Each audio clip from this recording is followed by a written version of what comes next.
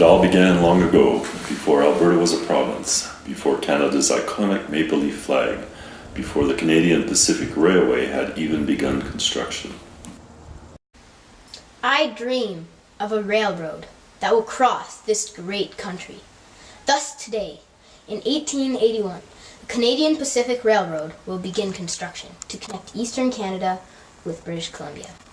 And yet, just as one historic dream began in the Parliament of Canada, another was beginning that very year in our own backyard.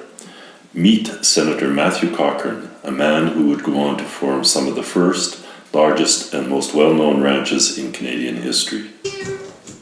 Prime Minister, I'm still so grateful for the position I have been given in the Canadian government. However, I'm looking to expand my horizons. Although Matthew Cochrane held the prestigious position as senator, he would later admit in 1896 that he had taken the floor of the Senate only once or twice in nearly a quarter of a century. It is in the best interest of the Canadian government to set aside up to 100,000 acres of pasture land per breeder for a modest rate. This will allow for a booming agriculture economy in Canada. This recommendation would make Matthew Cochrane the moving force behind investments in livestock breeding in Western Canada. However, like any good capitalist, he had a personal investment in the project. Cochrane Ranche Company. With this name, I will form the first of large cattle ranches in Western Canada. 109,000 acres of Wild West. Yet Senator Cochrane was a wealthy businessman who enjoyed the comforts of his large home and empire, so he needed to hire a manager for the ranch while he kept the main office in Montreal. Major James Walker, a former Northwest Mounted Police inspector, was the man for the job, and so in the spring of 1881 he was sent to Montana. Oh, hi. How can I be of service? I'd like to purchase some cattle, sir. Well, I have Bessie. She's a really good milk. 6,800 cows, sir. Whoa, might need more than just Bessie then. The journey was long, and many cows were lost during the trek back up to the Cochrane Ranch. When they arrived, many more perished despite the mild winter. It wasn't until spring that they began to brand the herd. We'd love to help you, Mr. Walker. No one could survive out here without a hand once in a while. But as the settlers began to brand the cows, they noticed something odd. Hey, my cow Mildred has the same spot on her forehead. Wait, Mildred, is that you? Who's my cow? The problem was none of the settlers had branded their own cattle who had snuck into the Cochrane Ranch herd. None of them left with the number of cows they started with, and Major Walker's own herd had become smaller, but this did not discourage Major Walker. Dear Senator Cochrane, I would like to buy 4,000 more cows from our company in Montana. The price is fair, and if we bought now, we would have the cows here before winter. Dear Walker, I may not have any ranching experience or know the climate of the West, but I think that I can do better. We will suspend your deal until I can find a better one. But Senator Cochrane could not find a better one. Dear Senator Cochrane, because we suspended the first deal, the price has risen. In fact, it will now cost $25,000 more, and we wasted valuable time. If you would have only listened to me, find a replacement as soon as you can, because I resign. So, for the time being, Major Walker took care of the ranch.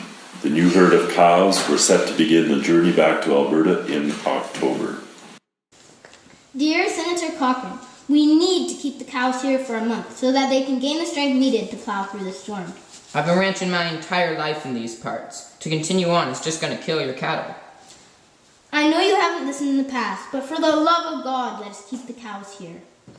The team in Montreal and I discussed it, and you will continue to the ranch, Walker.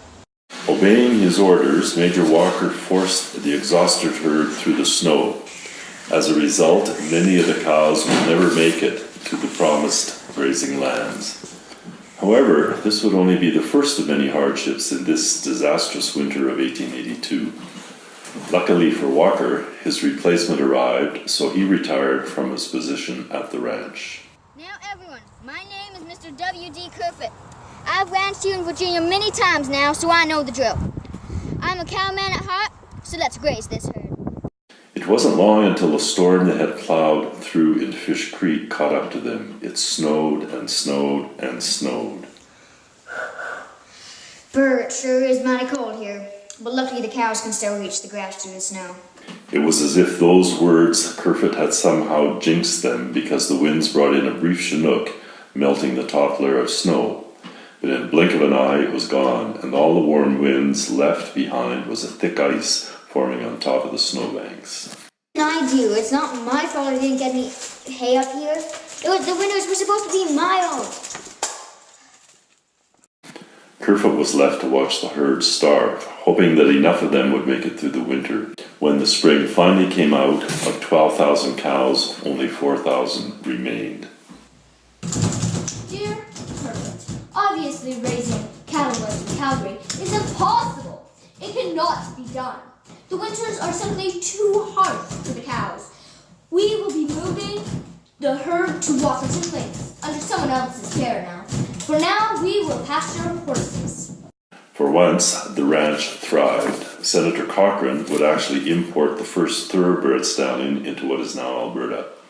However, the senator still wanted to pursue his dream. He divided his ranch in two, the cattle portion keeping the Cochrane Ranch Company name, and the second under Mr. Kerfoot becoming the British American Company. Dear Kerfoot, I had a brilliant idea. We can raise sheep. Dear Senator, I respect your wishes, but I'm a cattle rancher at heart. I like cows. Dear Kerfoot, you could purchase 8,000 sheep from Montana. Despite his unhappiness at the thought, Kerfoot's sheep arrived in September. Yet the somewhat cursed luck of the ranch continued, and in the spring of 1885, a prairie fire engulfed a portion of the herd. 1,000 dead. I can bring them to the Cochrane Lake. Then at least the water will be close. Winter came in with a passion that year, the storm creating monster snowbanks wherever it pleased. One of these banks formed in the corral the sheep were kept in. The sheep climbed over the snow and into the lake, where hundreds would die before the herder could reach them. Dear Senator Cochrane, I know I signed a contract with you, but this is not what I signed up for. I signed up to manage your cattle ranch, and these cows seem a lot like sheep.